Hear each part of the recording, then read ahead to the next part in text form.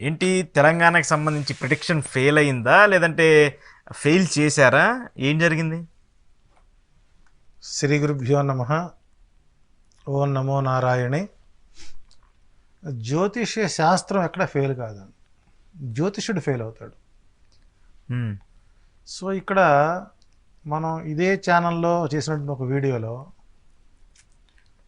మధ్యప్రదేశ్, రాజస్థాన్, ఛత్తీస్గఢ్ ఈ ప్రాంతాలు బీజేపీ కైవసం చేసుకుంటూ మిజోరాంలో ప్రభుత్వం మారుతుంది అని మనం ఎవరెవరికి ఎన్ని సీట్లు వస్తాయో కూడా మనం విపులంగా చెప్పుకుంటూ, తెలంగాణలో కూడా కేసీఆర్ మూడవసారి హ్యాట్రిక్ కొడతాడు అని మనం చెప్పిన మాట వాస్తవం. అది ఫెయిల్ అయింది.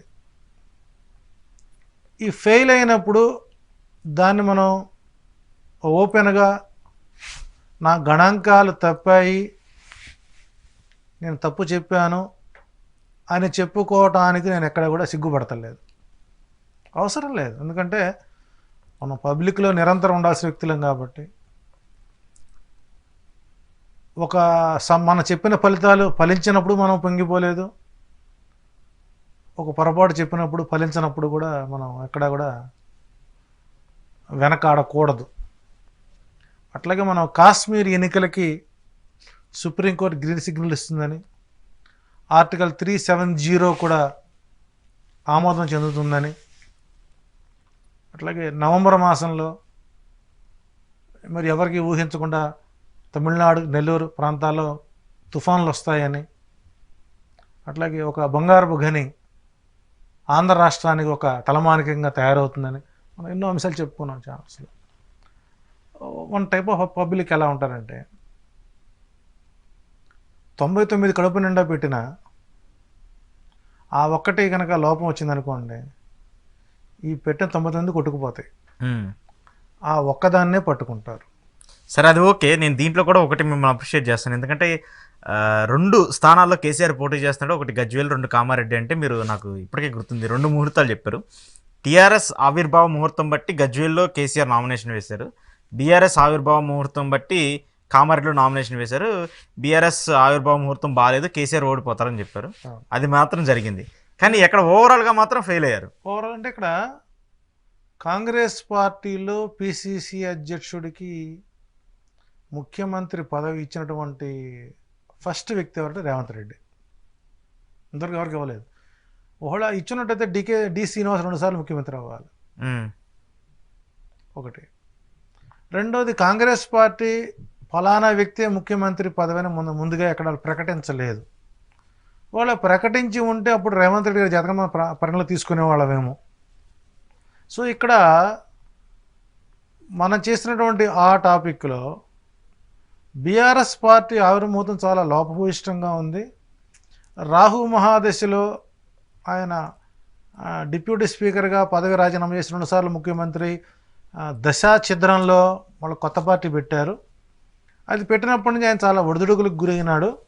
అయినప్పటికీ కూడా రాహు మహాదశ చివరిలో ఇతనికి ఒక అవకాశం ఇచ్చి 1 సంవత్సరం పాటు అవకాశం ఇస్తుంది. ఆ తర్వాత మళ్ళీ కేటీఆర్ ముఖ్యమంత్రి అవుతాడు అనే అంశాలు మనం చెప్పుకోవచ్చు. కానీ మరి నా గణాంకాల పొరపాటు కానీ అది ఓవర్లుక్ అయినా ఉండొచ్చు.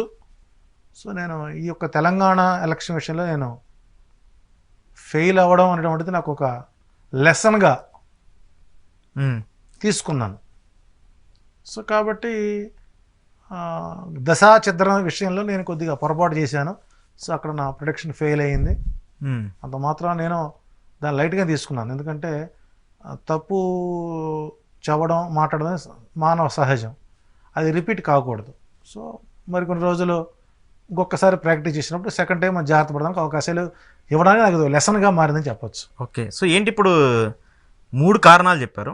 ఒకటి, తెలంగాణ ఎన్నికలకు సంబంధించి కేసీఆర్ ఒక చోట ఓడిపోతాడు, ఒక చోట గెలుస్తారని అది ఒకటి చెప్పారు, పాయింట్ 1.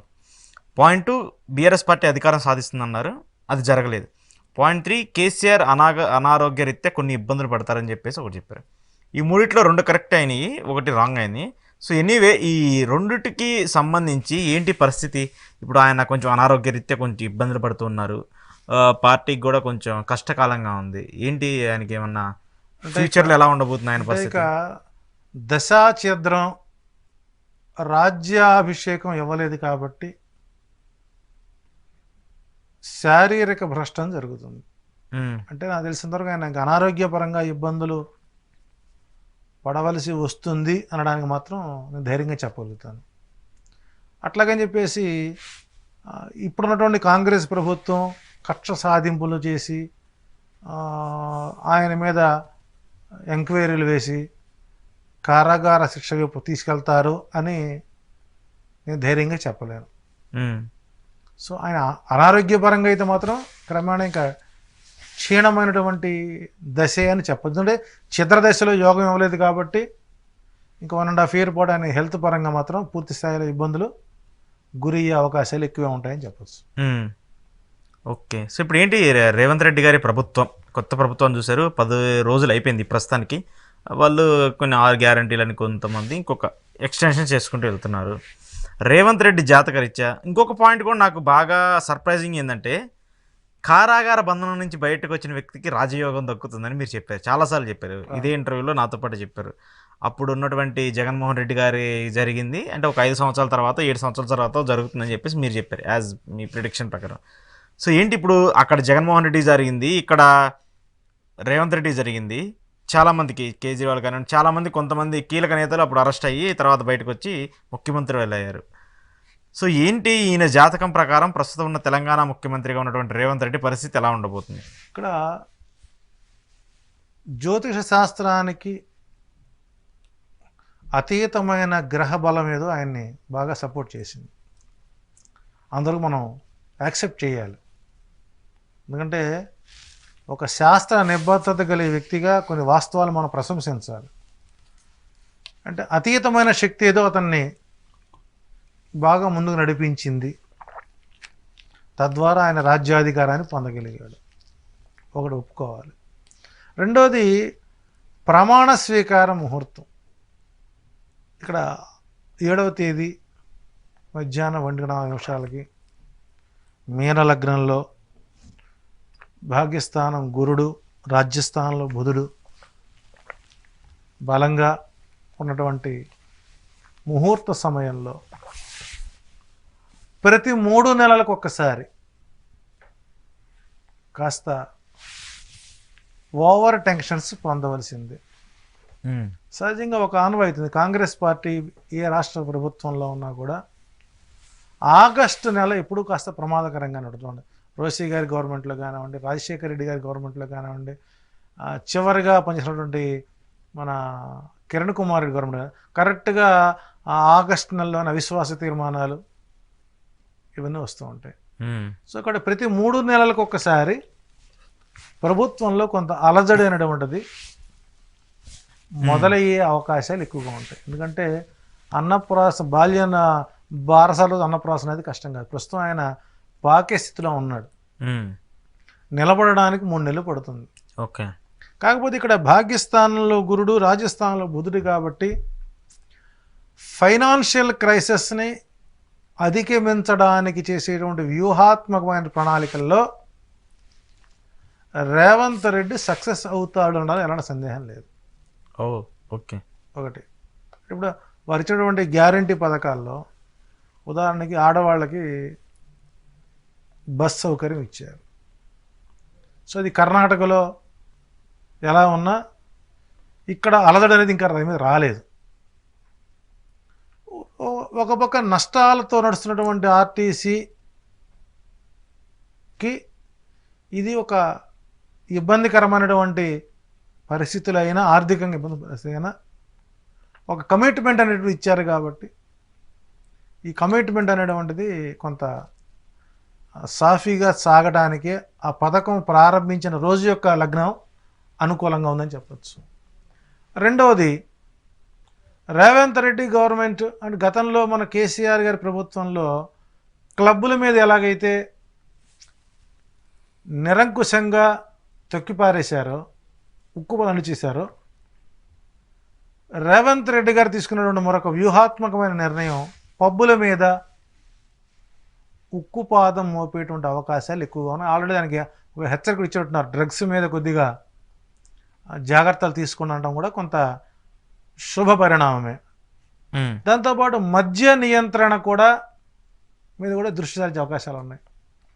ఇంకా రాబోయేటువంటి 6 మాసాల్లో మనకు వచ్చేటువంటి పార్లమెంట్ ఎన్నికలకి పూర్తి స్థాయిలో కొంత సామర్థ్యాన్ని చూపే అవకాశాలు ఎక్కువగా ఉన్నప్పటికీ కేంద్రం తీసుకునేటువంటి ఒక వ్యూహాత్మకమైన నిర్ణయమే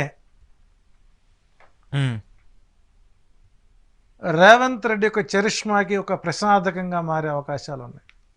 అంటే నా అంచనా ప్రకారం 3 రాష్ట్రాల్లో బీజేపీ వచ్చింది కాబట్టి, ఎందుకంటే నేను పోతాను మరి ఇక్కడ మన ఫెయిల్ అయిన కారణం అంటే కాంగ్రెస్ పార్టీ ఆవిర్భావ ముహూర్తం అనుసరించి కాంగ్రెస్ పార్టీ అభ్యర్థులు అధినేత బలంగా ఉంటే మధ్యప్రదేశ్, రాజస్థాన్, ఛత్తీస్గఢ్, మిజోరాం ఎందుకు పోతుంది?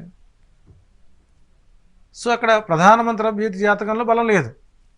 సో ఇక్కడ రేవంత్ రెడ్డి యొక్క ఓన్ చరిష్మా మీదే తీసుకొచ్చాడు, ఇక్కడ అవగాహనతోనే ముందుకు వచ్చిందని భావించవచ్చు.